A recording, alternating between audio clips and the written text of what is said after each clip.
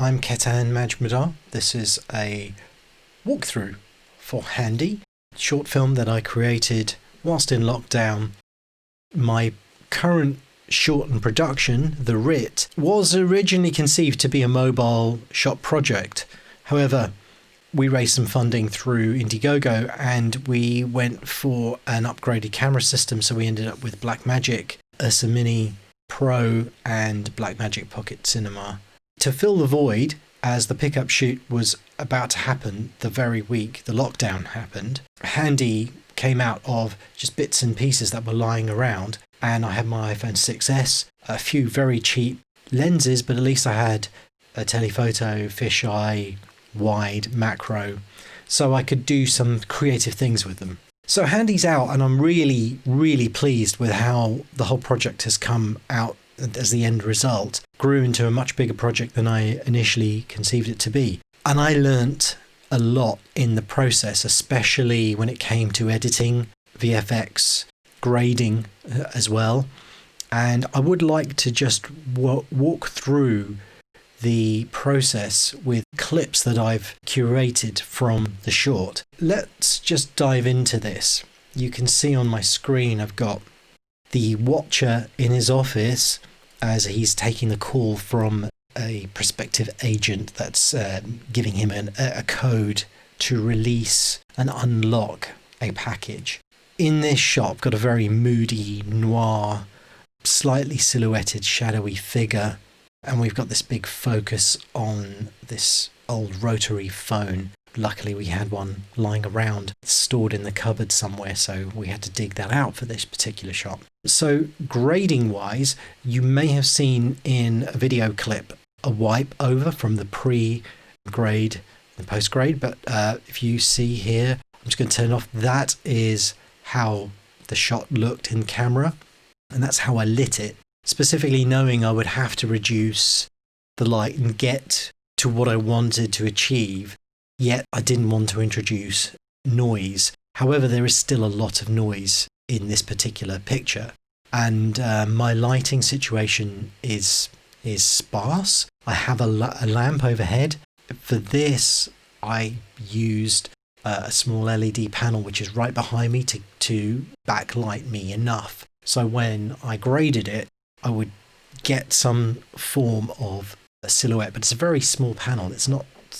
I mean, it's bright, but it's not as strong and large in scale as what I would have liked. And at this point in the shoot, I'd already done half of the film, which is all of the outdoor shots had been complete, and I had the two scenes left here. You'll notice I blacked a lot of things out. I didn't have black cloth. This is an old fleece blanket in the background, this blue. That was an issue to try and create the contrast. This grey that you see here is actually those gym mat foam panels that you can interlock together. So I've been doubling them up for soundproofing. The windows are wide open by the way, but we don't have a lot of natural light that comes into this particular room. So a lot of challenges with the lighting, and considering it's me in the frame as well, it became really difficult to light it and to get it.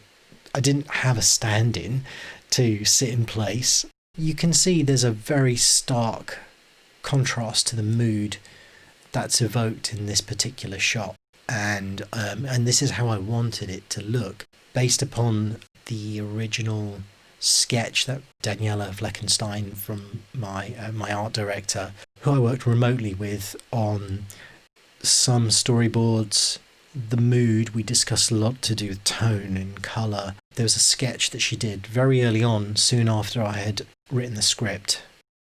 I remember this was a 3-week process from beginning to end, not even having an idea that I was going to shoot a short, to final grading and rendering.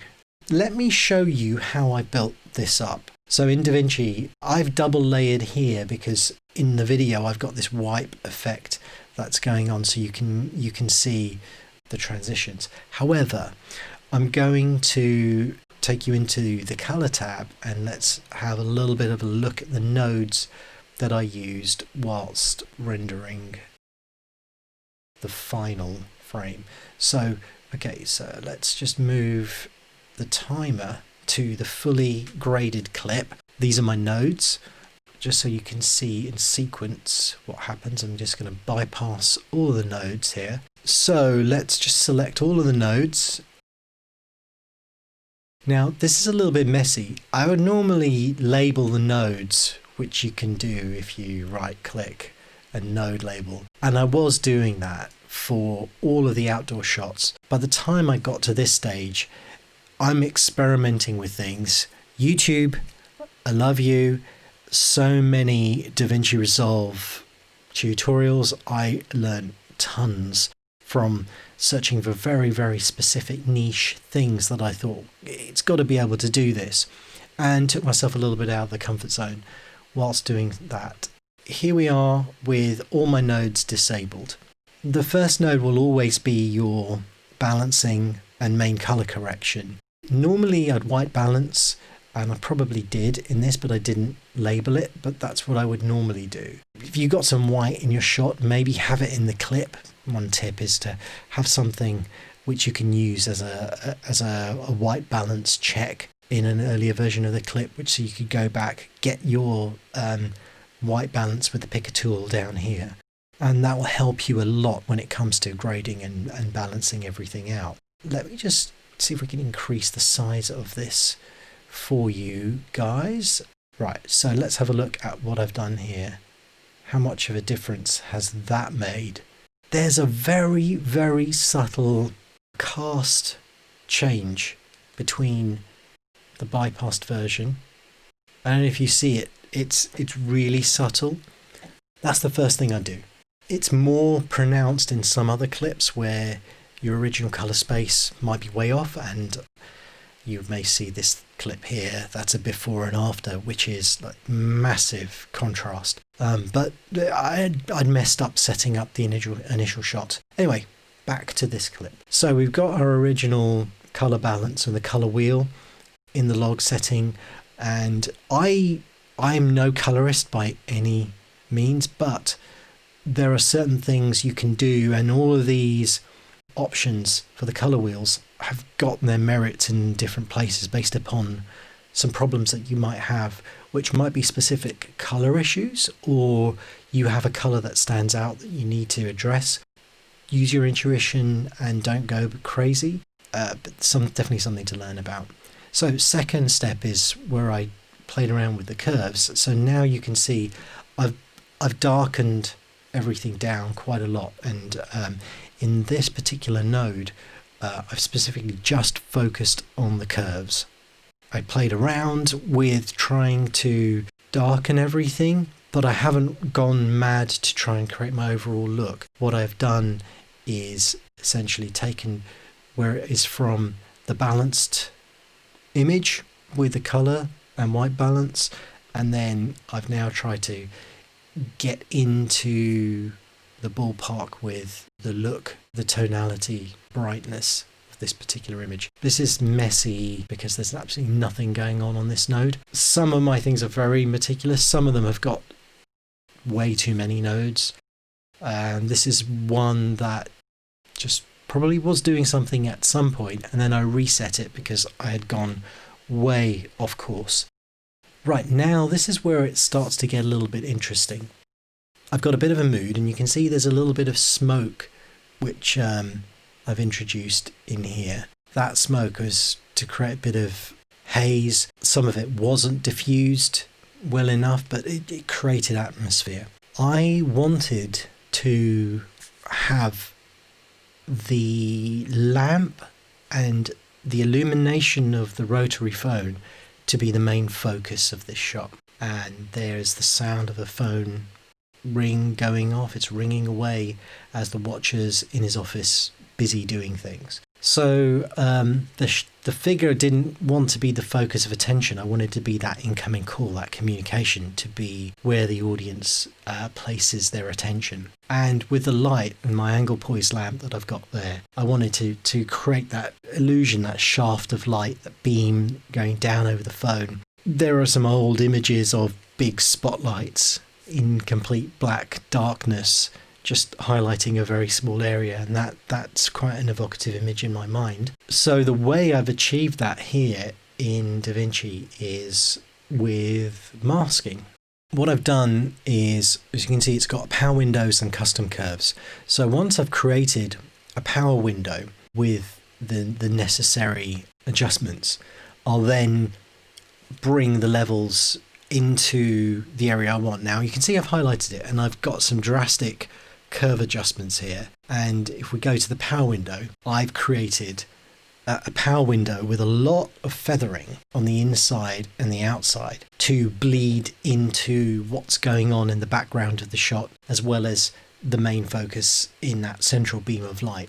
Yeah, you can see this has been created and it doesn't move. It stays static in the shot. This particular shot is on the tripod, so it's fixed. So what does it look like? Let's have a look. I'm going to turn off the power window so you can get an idea of the effect that this has. And boom, already that's just suddenly mysterious and ominous, and it's given all that focus to the phone. There's a gradual bleed of light back out over the pen, over the paperwork on the desk, and then you've got these things in the background, the tiny little bleed of light coming down underneath the lamp.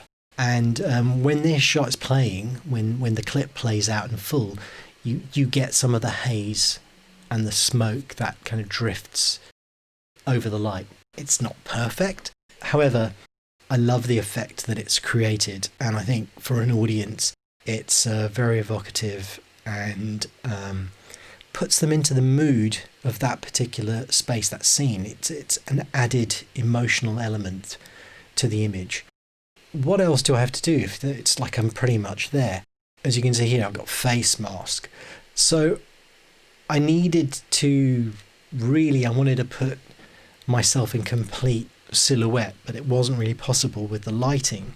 It was already complicated. And just as an FYI, I used Filmic Pro to record all of this footage on, but I did use Filmic Remote. And whilst I was sitting at that desk in that position, I had the Filmic Remote app and I was adjusting the lighting and the focus. So all of that was done so I could tune in to exactly what I needed. Also, normally when I sit at my desk, it's my chair is set up for a normal seated position. To get the right framing, I had to put the chair pretty much near to the floor, as low as it could go, and then I had to scooch down.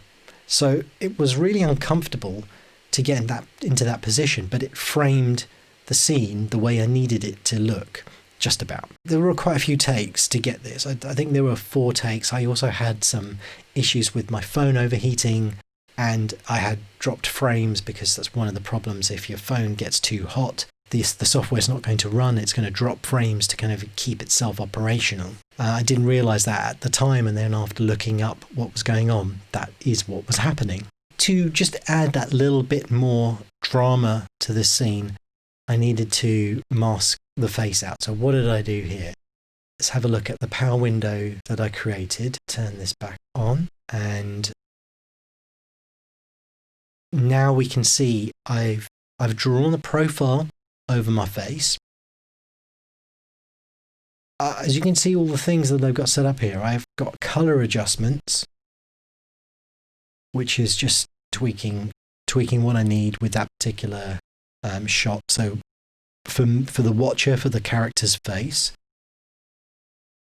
it's got some curve adjustments, but it's not the main curve. Let's see, find out what works for you, explore the software. I'm not an expert in colouring at all, and it's the first time I've seriously graded anything or work of my own. But anyway, moving on. Just try it out. Let's get to the power window again. Yes, you can see I've got an inside and outside value, which will correspond to how much it will bleed and feather the mask between your main points that you select. And I also have a tracker. Essentially, it's tracking my movement because I move as I rock back and forth slightly. There were points where I had to set a tracker up and it would map that. And I only made tiny adjustments just to get the mask to fit. Now, this isn't a precise mask by any means, but it does follow the face, and it allowed me to make the adjustments that I needed it to make. You're just seeing the mask. I haven't put the actual color adjustments into the frame yet. But let's just have a look what else I did. I also played around with the key output and I reduced it. So once I had my effect, I probably felt that it was too much for what I needed and went a bit over the top. So I reduced it by just reducing the overall output that was coming out from that particular node. Let's see what I actually did with this. What you see there is now almost a complete darkening, blackening of the background. My face is still somewhat visible. Some of the features, a little bit of the light is leaking through off the profile of my face, slight illumination. And now the phone and part of the pen is all visible. However, we've got this ominous background. Everything recedes into darkness. I think it makes for quite a mysterious shot.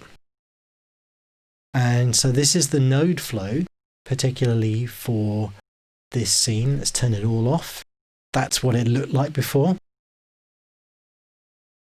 And then this is what it looks like in the end clip. There is a lot you can do if you know what you're trying to achieve. You're trying to hit a goal. What starts out as your shot, what it looks like, does not mean that's how it's going to end up. You can do a lot if you've got an idea of what you want to achieve at the outset. I knew exactly what I wanted from this shot. I got everything in there that I wanted. I didn't hit all the marks.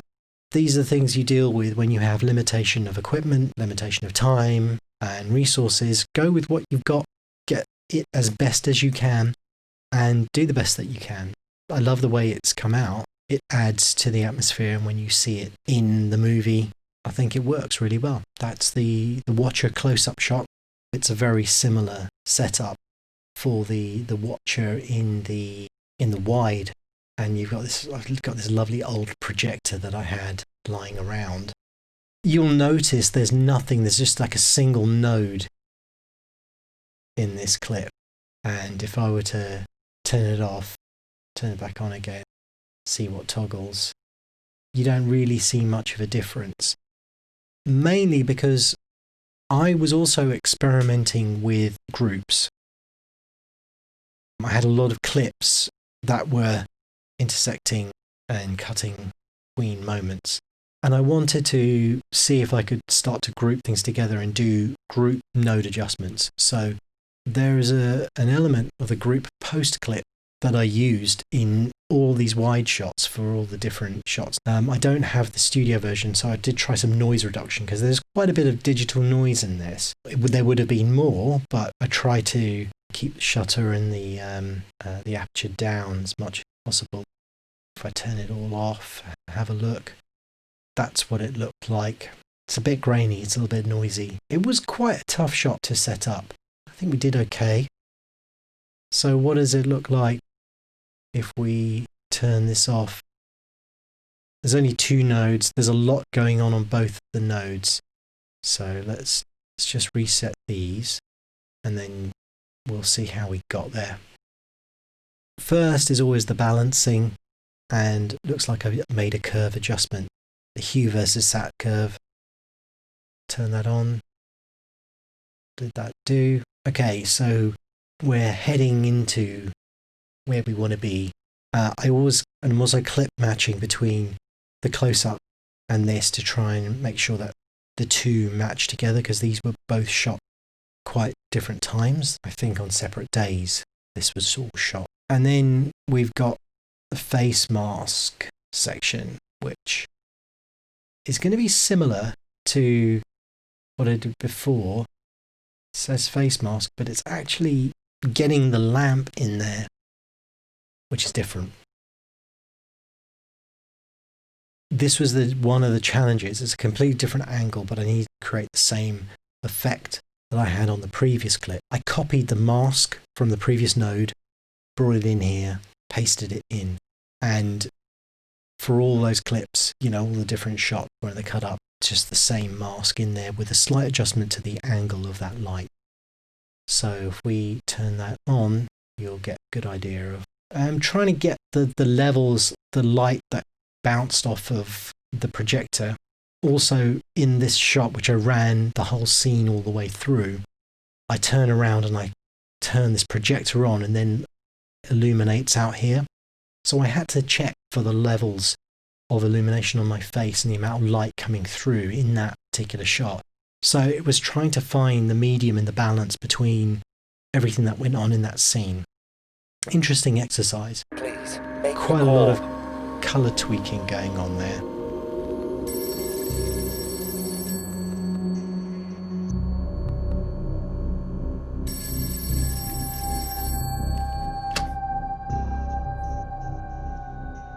Please state your identification patch code. Patch code Sierra 0 Uniform Romeo, Delta Golf Hotel ID 876633. Authentication received. Please like this video and subscribe to our channel. If you'd like to see more behind the scenes tutorials, scripts, walkthroughs, mobile filmmaking, you can support me directly through Patreon.